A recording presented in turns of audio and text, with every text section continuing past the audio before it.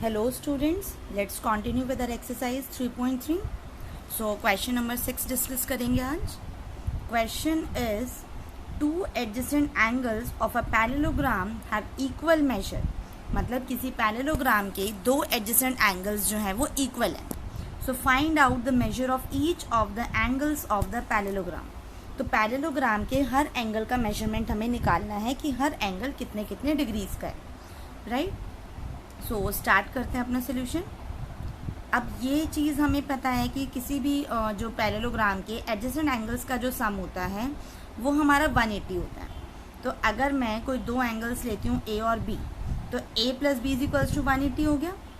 But according to the given question angle A और B आपके equal हैं, तो angle A plus angle A which is twice of angle A हो जाएगा. So twice of angle A is equals to 180. क्योंकि angle A और B equal हैं तो हम लिख सकते हैं angle A plus angle A is 180. अब 2 आपका डिनोमिनेटर में जाएगा, तो ये हो गया 180/2. 180/2 को सॉल्व करा तो 90 आ गया. तो एंगल ए आपका 90 है, एंगल ए आपका 90 है, तो एंगल बी भी 90 हो गया, राइट. अब एंगल बी के कॉरेस्पॉन्डिंग अगर एंगल सी है और एंगल बी के कॉरेस्पॉन्डिंग एंगल डी है, तो एंगल ए 90 है तो एंगल सी भी 90 हो गया, एंगल बी 90 है तो एंगल डी भी 90 हो गया. दैट मीन्स इस पैरेललोग्राम के हर एंगल जो है वो 90 डिग्री की हो गई, राइट. नेक्स्ट पार्ट पे मूव करते हैं. Question number 7. The adjacent figure HOPE hope is a parallelogram. Find the angle measures x, y and z. State the properties you use to find them. एक ही आपको parallelogram बना के दिया हुआ है HOPE. इसमें आपको कुछ एंगल्स गिवन है और कुछ आपको अननोन एंगल्स गिवन है x, y and z. तो आपको उनकी वैल्यूज़ फाइंड आउट करनी है और साथ ही साथ ये भी बताना है कि कहाँ कौन सी प्रॉपर्टीज़ आपकी यूज़ हो रही हैं. लाइक 70 एक्सटीरियर है, then 40 z, y and x. अब देखते हैं इसका सोल्यूशन कैसे होगा.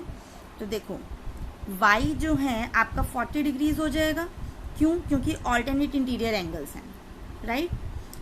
अब 40 और 70 अगर मैं इसको पूरे को लूँ, ये वाला पूरा एंगल और ये वाला पूरा एंगल, तो ये मेरे कॉरेस्पॉन्डिंग एंगल्स बन जाएंगे.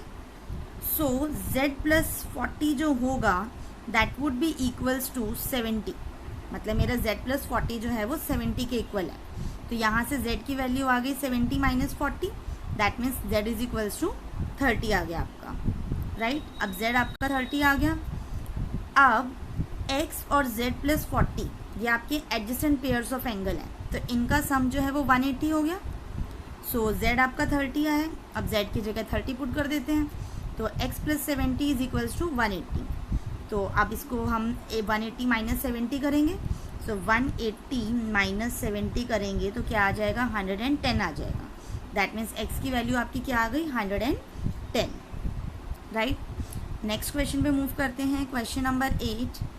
Question is the following figures guns and runs are parallelogram. Find x and y. तो ये पहली फिगर हमें दी हुई है गान्स, तो GUNS. इसमें आपको ये डायमेंशंस दिए हैं कि x और 18 है और 26 और 3y माइनस 1 है. तो यहाँ से हमें जो है x और y की वैल्यूज़ फाइंड आउट करनी है.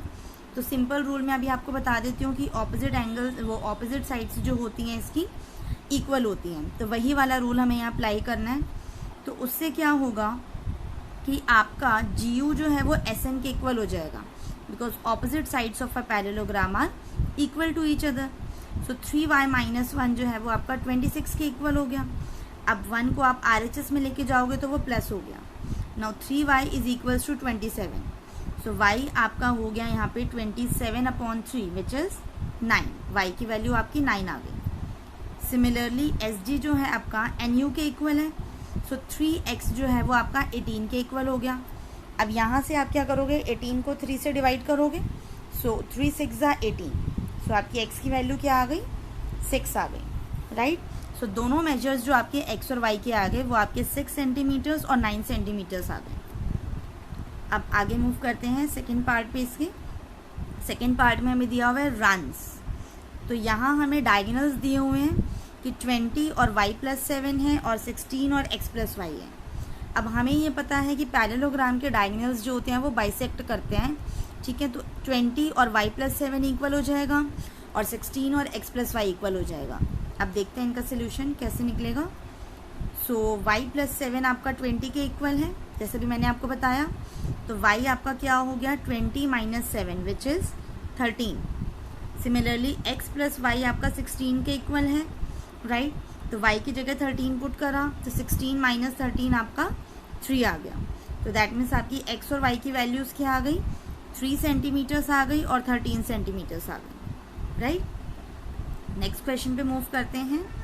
क्वेश्चन नंबर 9, ये थोड़ा सा ट्रिकी है, इसको थोड़ा ध्यान से देखना पड़ेगा कि आपके पास एक फिगर के अंदर दो फिगर दिए हुए हैं पैरेललोग्राम के, कि एक तो आपके पास फिगर है KULR। अब इसके अंदर एक आपकी फिगर है RISK रिस्क और एक आपकी फिगर है CLUE क्ल्यू। तो आपको x की वैल्यू फाइंड आउट करनी है और आपको एक K एंगल दिया है 120 और एक L एंगल दिया है 70। तो हम इवन इनको अलग अलग भी लिख सकते हैं कि अगर मैं इनको ऐसे लिख लूँ कि एक मेरा ये बन रहा है CLUE और एक मेरा बन रहा है RISK, राइट। इनको पहले अलग अलग देख लेते हैं क्या बन रहा है, फिर उसके बाद इसको सॉल्व करते हैं। तो अब अगर आप देखो तो RISK ये वाला जो है आपका RISK, यहाँ आपके पास एंगल 120 है। तो इस पैरेललोग्राम में मेरा RKS और ISK इन दोनों का सम 180 होगा। RKS मुझे 120 दिया हुआ है, so 120 + ISK is equals to 80। तो ISK की वैल्यू क्या आ गई, 60 डिग्रीज आ गई।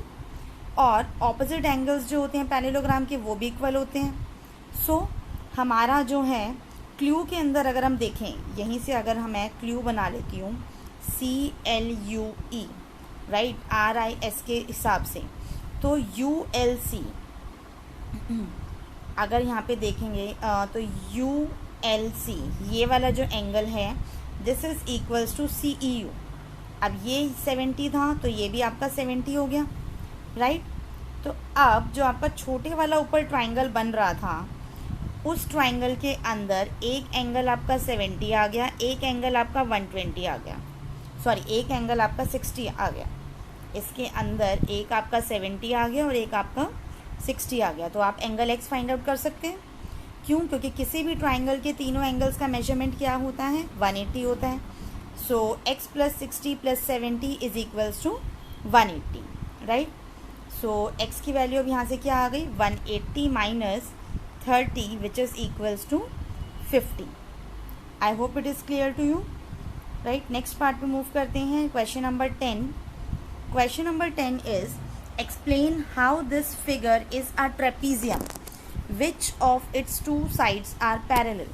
आपको ये बताना है कि ये आपकी फिगर जो है वो ट्रेपीजियम कैसे है, और साथ ही साथ ये भी बताना है कि इनमें से कौन सी दो साइड्स जो है वो पैरेलल है।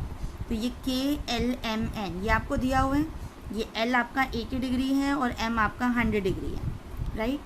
सो देखते हैं इसका सोल्यूशन कैसे होगा। अच्छा, अब इसमें दिया हुआ है कि अगर कोई ट्रांसवर्सल लाइन जो है वो किन्हीं दो गिवन लाइंस को इंटरसेक्ट करती है कि उनका जो सम है 180 बन जाए सेम साइड पे। लाइक अगर कोई ऐसे ट्रांसवर्सल इंटरसेक्ट करती हुई जा रही है और दो लाइंस को और इसके अंदर बनने वाले जो एंगल्स हैं उन दोनों का सम 180 है, तो उस केस में हम बोलते हैं कि ये वाली जो दोनों लाइंस हैं वो पैरेलल है। तो अब यहाँ पे वो जो दो एंगल्स हैं वो ऐसे हैं, राइट, NML और MLK। तो इन दोनों का सम 180 बन रहा है, तो इसलिए NM और LK जो है वो पैरेलल हो गए। तो अब किसी क्वाड्रिलेटरल में अगर एक पेयर होता है पैरेलल लाइन का तो वो हमारा ट्रेपीजियम हो जाता है। तो इसलिए KLMN भी जो है आपका वो ट्रेपीजियम बन गया, और इसमें एक पेयर ऑफ पैरेलल लाइंस भी आ रहा है हमारा which is NM parallel to LK, right. Next question पे मूव करते हैं। Question number 11। Find angle C in the following figure if AB is parallel to DC. आपका AB और DC जो है वो पैरेलल है, तो एंगल C हमें फाइंड आउट करना है। तो देखो B और C, क्योंकि AB और DC पैरेलल है तो BC ट्रांसवर्सल हो गया, तो B + C इन दोनों का सम कितना होगा, 180 और b की वैल्यू आपको क्या दी हुई है 120 दी हुई है. So 120 plus c is equals to 180. So angle c आपका क्या आ गया 180 minus 120 which is again 60 degree. Right, आगे मूव करते हैं नेक्स्ट क्वेश्चन पे. Question number 12. Find the measure of angle P and angle S if SP is parallel to RQ in the following figure. अब angle P और angle S निकालना है. SP और RQ parallel है. अब आप देखो एंगल R आपको ऑलरेडी 90 डिग्री दिया हुआ है और एंगल Q आपको 130 डिग्री दिया हुआ है. अब अगर SP और RQ पैरेलल हैं तो PQ एक ट्रांसवर्सल हो गया. तो P प्लस Q इन दोनों एंगल्स का सम आपका 180 होगा. तो अगर मैं इसमें Q की वैल्यू पुट कर देती हूँ तो P plus 130 is equals to 180. यहाँ से P की वैल्यू आपकी 50 आ गई. सिमिलरली R और S इन दोनों का सम भी आपका 180 होगा. राइट, सो S की वैल्यू आपकी 90 है. So 90 plus R is equals to 180. So angle S आपका क्या आ गया 90. Right, so this is your solution. But इसको फाइंड आउट करने का एक और तरीका है कि आप जो है angle sum property of quadrilateral भी अप्लाई कर सकते हो. Angle sum property of quadrilateral क्या कहती है कि किसी क्वाड्रिलेटरल के चारों एंगल्स का सम जो है वो 360 है. तो यहाँ R तक आपके पास तीनों एंगल्स आ गए थे. तो आप एंगल S जो है वो angle sum property of quadrilateral से भी फाइंड आउट कर सकते थे. Right, so that's all for this video. आगे की एक्सरसाइजेस जो है नेक्स्ट वीडियो में डिस्कस करेंगे. Thank you.